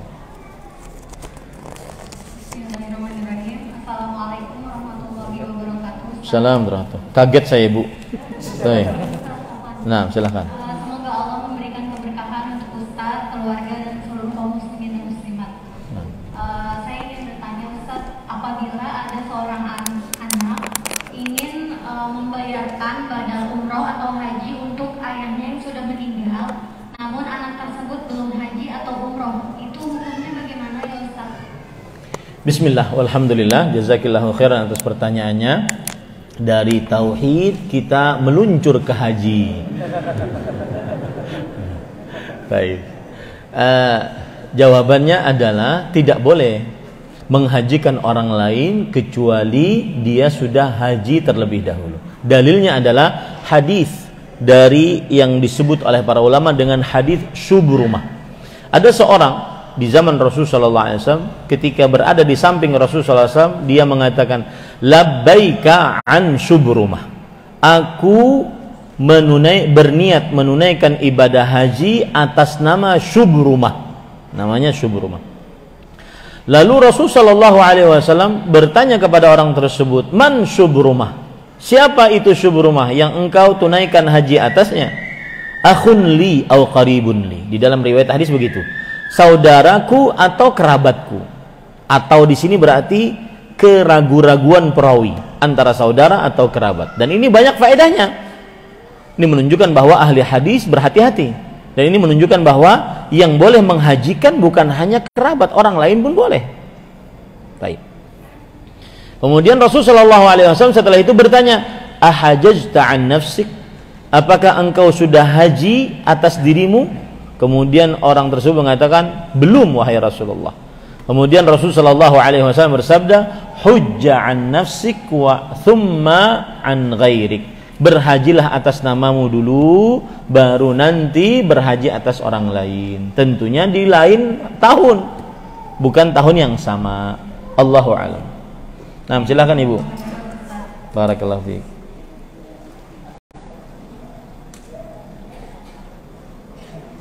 Nah, ada lagi Ibu-ibu? Bisakah disebutkan tokoh-tokoh yang menyimpang di zaman sekarang agar kami bisa mewaspadai sobat-sobat yang mereka? Ini nyari masalah ini. Nanti ditutup kajian kita di sini. Taib. Saya pernah dengar bahwa Allah memiliki tangan dan kedua tangan Allah kanan. Jawab, mohon penjelasan. Iya betul. Ada hadis Rasul sallallahu alaihi wasallam. Anna kilta ladaihi yamin. Kedua tangannya kanan. Bagaimana? Allahu a'lam. Allahu a'lam. Begitu. Kita menetapkan tangan karena kita faham makna tangan. Akan tetapi kita tidak faham makna kaifiyahnya. Kita tidak faham makna kaifiyahnya. Bagaimana tangan Allah? Hakikatnya Allahu a'lam. Dan kita tidak dituntut untuk itu. Kita tidak dituntut untuk mengetahuinya. Allah tidak menuntut kita. Allahu a'lam. Agar saya, mohon nasihatnya, agar saya bisa meninggalkan kebiasaan self-service. Ini bahasa keren kali ya. Self-service. Bapak-bapak nggak paham kali ya. Bahasa Arabnya al-adah as-sirriyah. Bahasa mudahnya kebiasaan rahasia. Bahasa agak menyimpangnya onani masturbasi. Itu self-service. Jadi menservis diri sendiri. Ya. Berzina dengan tangannya, berzina dengan sabunnya, berzina dengan dinding dan seterusnya. Para ulama mengatakan seperti itu. Padahal saya tahu Allah Maha melihat, tetapi terkadang masih saja saya lakukan, hingga terkadang istri saya juga tidak saya gubris. Syukran wa jazakallahu khairan wa barakallahu fikum wa fikum barak. Saya berdoa dengan nama-nama Allah yang husna dan sifat-sifat yang mulia, agar yang bertanya dan seluruh yang semisal diberikan oleh Allah Subhanahu wa taala kemudahan untuk meninggalkan maksiat. Allahumma habbib ilaina al-iman wa zayyinhu fi qulubina wa karrih ilaina al-kufra wal fusuqa wal 'isyan waj'alna minar rasyidin. Ya Allah, cintakan kepada kami keimanan. Indahkan keimanan tersebut di dalam hati kami. Dan bencikan kepada kami kekafiran, kefasikan, kemaksiatan, dan berilah kami dan jadikanlah kami orang-orang yang diberi petunjuk. Maka nasihat saya yang paling utama, ini sering saya ulang-ulang di mana-mana, la sa'adah illa bi ta'atillah, wa la ta'ah illa bi'aunin minallah. Tidak ada kebahagiaan kecuali dengan mengerjakan ketaatan kepada Allah, dan tidak ada ketaatan bisa dilaksanakan kecuali dengan meminta pertolongan dari Allah. Ketaatan yang dimaksud baik mengerjakan kewajiban atau melanggarlah, menjauhi larangan. Berdoalah kepada Allah, doa, terutama di malam hari. Para ulama mengatakan inna sihamal laili la tukhti. Doa di malam hari tidak akan pernah meleset. Yakini baik-baik, doa di malam hari, bangun sepertiga malam terakhir, tidak akan pernah meleset. Wallahi kita cuma perlu kuasa Allah agar kita bisa meninggalkannya dengan mudah. Sebagian orang, Pak, kadang-kadang ingin terlepas dari maksiat, dia mengandalkan dirinya sendiri, dan itu keliru besar. Makanya kan salah satu zikir pagi kita apa? Allahumma aslih li sya'ni kullah wa la takilni ila nafsi tarfata ain. La ilaha illa anta. Ya Allah, perbaiki urusanku seluruhnya.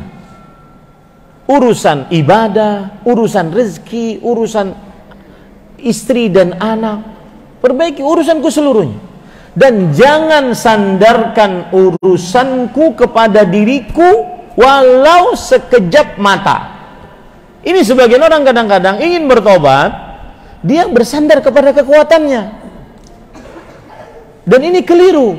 Mintalah sama Allah, Allah akan memudahkan. Nanti Allah akan atur hatinya dibencikan kepada maksiat tersebut. Allah akan atur ke waktunya tidak punya pikiran yang seperti itu. Karena ada kerjaan, karena ada situasi, kondisi, kita tidak tahu kuasa Allah. Saya katakan ad-du'a yaf'alu bil mustahil 'indan nas. Doa mengerjakan sesuatu yang mustahil menurut manusia. Yakini itu baik-baik. Jadilah ahli doa para ikhwah. Sebagian orang berdoa hanya ketika minta harta, tahta, wanita. Dia lupa berdoa saat diminta kemudahan untuk beribadah, saat setelah sholat subuh nih, ya, setelah sholat subuh dari masjid sampai rumah dia sudah niatan ingin baca Quran, lalu di depannya Quran, sampingnya handphone, dia sudah nggak mau lihat, tapi yang terpegang handphone. Itu perlu doa. Itu perlu doa. Itu satu. Yang kedua, doa sampai nangis seperti Allah, seperti orang, ya, orang merengek-rengek. Doa sampai nangis. Jangankan antara kita dengan Allah, antara makhluk saja. Anak kecil saya, Abdurrahman, umur 5 tahun. Kalau saya sedang sibuk, dia abah. Akhirnya saya harus noleh. Iya nak, ada apa? Dalam keadaan kesal, karena kita mungkin sedang ngurus pesantren, kita mungkin sedang mengerjakan sesuatu. Tetapi Allah tidak pernah kesal. Kalau diketuk terus, minta. Doanya jangan sekali dua kali. Minta sama Allah, Itu satu. Yang kedua, ini pesan penting sekali. Jangan pernah putus asa dalam bertaubat. Wahai saudariku yang melakukan self-service, mungkin Anda bisa 2 kali, 3 kali per hari. Lalu Anda bertobat. Kemudian akhirnya Anda meninggalkan. Bisa cuma seminggu sekali saja. Kadang-kadang jatuh bangun. Kadang-kadang taubatnya jungkir balik. Ustaz, terjadi lagi Ustaz. Taubat lagi. Ustaz, terjadi lagi. Taubat lagi, taubat. Jangan pernah putus asa dari taubat. Itu yang Allah inginkan. Itu yang disebutkan dalam hadis riwayat Muslim dari Abu Hurairah radhiyallahu anhu. Idza aznaba 'abdun dzanban, jika seorang hamba melakukan dosa, wa 'alima anna lahu rabban yaghfiru dzamba wa ya'khudhu bidzambi, dan dia mengetahui, dia meyakini Allah, dia memiliki Allah yang mengampuni dosa, tetapi juga Allah menghukumi atas dosa tersebut. Lalu dia bertobat. Tsumma 'ada, lalu dia ulangi lagi dosanya. Kemudian ketika dia mengulangi, dia masih meyakini ada Allah yang mengampuni dosa dan menghukumi atas dosa tersebut. Lalu dia bertobat. Lalu dia kembali lagi, sudah 3 kali. Sampai di akhir hadis Allah mengatakan, sampai nanti Allah berkata kepada hamba tersebut, "I'mal ma syi'ta faqad ghafartu lak." Yang artinya, kerjakan sesukamu, aku ampuni dosa-dosamu. Bukan berarti yang hadis ini seenak kita maksiat, enggak. Tetapi maksud dari hadis ini adalah selama kamu bertobat, selama itu Allah Subhanahu wa taala akan mengampuni. Jangan pernah putus asa dengan taubat. Meskipun jungkir balik, tahajud yang sudah lama kita tinggalkan. Kemarin saya lihat di ceramah-ceramah Syekh, ada Syekh yang saya suka ceramahnya. Beliau mengatakan tentang Quran. Suaranya lembut, enak gitu. Beliau mengatakan tentang Quran. Coba antum pikir, kata beliau. Sudah berapa lama tidak memegang mushaf? Sudah berapa lama tidak pernah menghatamkan Al-Quran? Karena kan semestinya 1 bulan 1 kali. Sudah berapa lama? Kita ingin itu kembali. Ruh Quran, ruh dekat Quran, itu ingin kita kembali. Walaupun jungkir balik. Misalkan nih, ada mushaf, ada handphone. Buka sebentar. A'udzubillahi minasyaitonir. Bismillahnya belum, baru auzubillah. Ya. Baru setelah itu tutup. Ini saya ceritakan dengan detail agar kita nggak putus asa dengan taubat. Lalu tutup karena ada WhatsApp datang. Akhirnya WhatsAppnya dibaca. Cuma auzubillah doang. Nggak apa-apa, hari itu cuma auzubillah aja. Besoknya auzubillah, bismillah. Tapi jangan ditarget begitu. Ente kadang-kadang emang. Ya. Jangan ditarget begitu. Maksud saya, jangan putus asa dari taubat. Teruslah. Jungkir balik tidak mengapa. Kadang jatuh, kadang bangun lagi, tidak mengapa. Karena itu yang Allah inginkan dari kita. Dalam hadis riwayat Muslim, Rasulullah SAW bersabda, "Laulam tudznibu," jika kalian tidak berdosa, la dhahaballahu bikum, Allah akan wafatkan kalian. Wala ja'a biqaumin yudzimun fayastaghfirunahu Allah wa yaghfiruhu. Yang artinya, dan Allah akan datangkan dengan orang-orang yang berdosa sehingga mereka beristighfar. Istighfar itu yang Allah inginkan. Kemudian Allah mengampuni. Allah itu Ghafur, Ghaffar, Maha pemberi maghfirah. Jadi Allah itu suka beri maghfirah. Kapan minta, Allah kasih. Jadi jangan putus asa dengan taubat, meskipun jungkir balik. Ya, meskipun jungkir balik. Jangan putus asa pokoknya. Itu nasihat saya, dua saja. Banyak doa, kemudian jangan putus asa untuk bertobat. Allah akan membimbing untuk meninggalkan hal tersebut. Wallah. Dan saya yakin sekali, yang bertanya Allah akan berhentikan. Saya yakin sekali. Qul amin. Ucapkan amin sama-sama.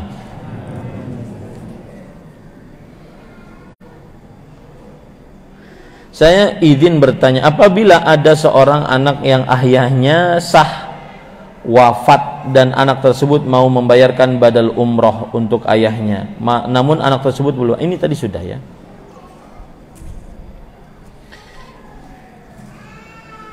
Ustadz, yang terbaik urutan berdoa itu sebaiknya seperti apa, dan doa apa yang mustajab agar anak bisa kembali berbakti kepada orang tuanya, kembali pulang berkumpul dengan kedua orang tuanya untuk kembali memuliakan kedua orang tuanya? Mohon pencerahannya. Jawabannya adalah baca doa dari Al-Quran dan doa dari hadis-hadis Rasulullah SAW.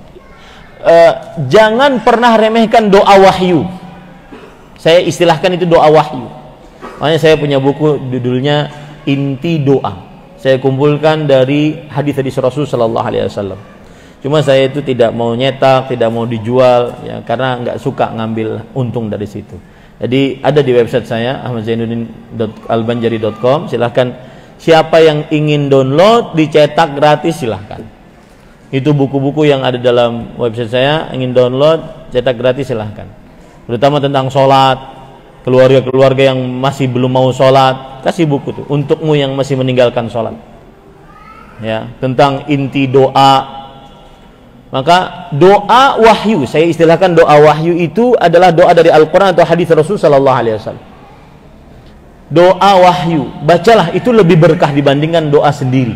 Seperti Rabbana hablana min azwajina wa dzurriyyatina qurrata a'yun waj'alna lil muttaqina imama. Dan untuk orang tua yang seperti ini, saya yakin dia mungkin merasa anaknya kehilangan anak, ya, entah anaknya di mana, tinggal sekarang di mana. Mungkin karena ada masalah dengan orang tuanya, maka carilah, sebagai orang tua carilah, mengalahlah dengan anak, bersabarlah dengan keadaan anak. Memang tabiat anak seperti itu, Pak.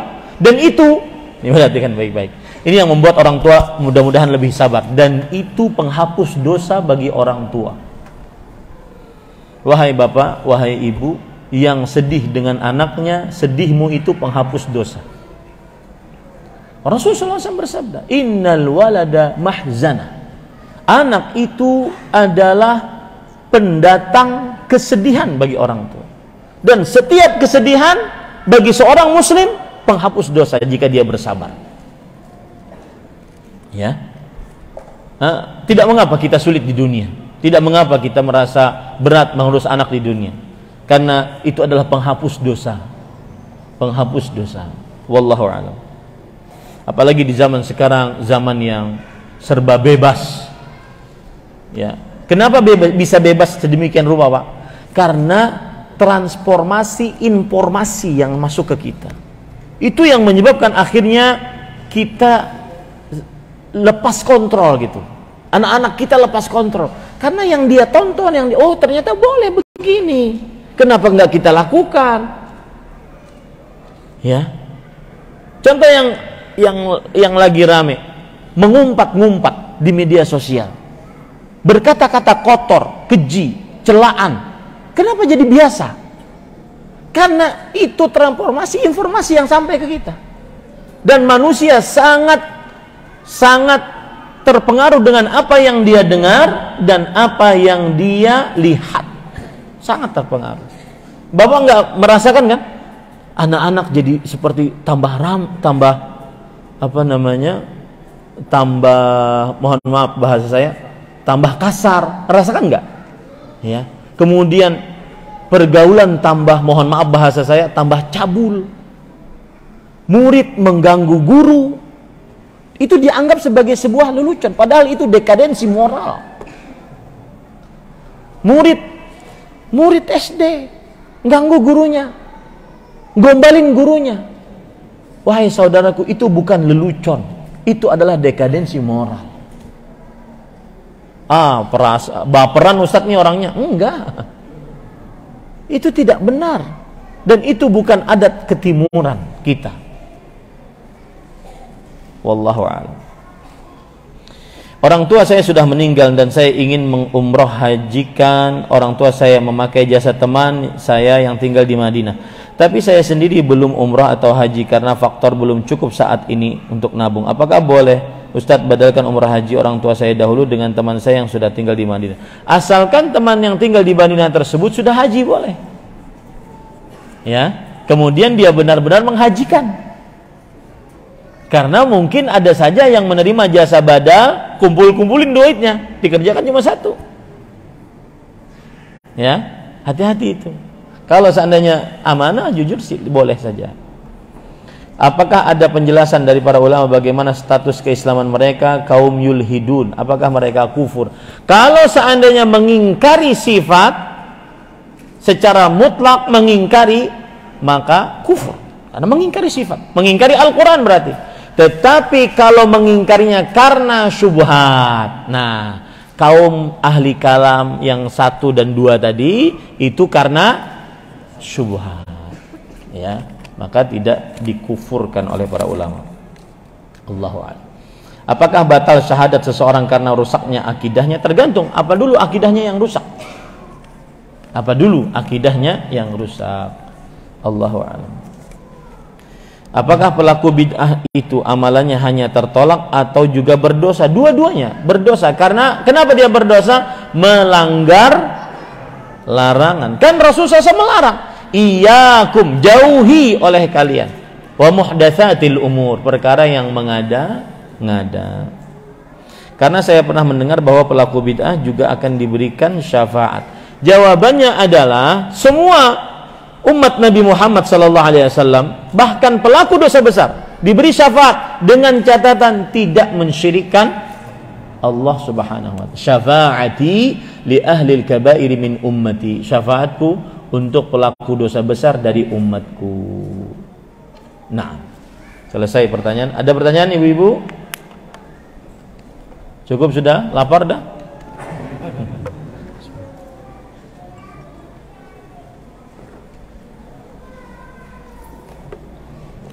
Ya, ini yang bisa saya sampaikan. Kita berdoa kepada Allah, mudah-mudahan kita diwafatkan dalam keadaan husnul khatimah, dan mudah-mudahan kita bertemu kembali di dalam majelis ilmu. Kalau seandainya tidak bertemu di dunia, maka sampai jumpa di surga firdausnya Allah Subhanahu wa ta'ala. Kita cukupkan dengan kafaratul majlis. Subhanakallahumma bihamdik, asyhadu an la ilaha illa anta, astaghfiruka wa atubu ilaik. Wa sallallahu nabiyana Muhammad walhamdulillahi rabbil alamin. Wassalamualaikum warahmatullahi wabarakatuh.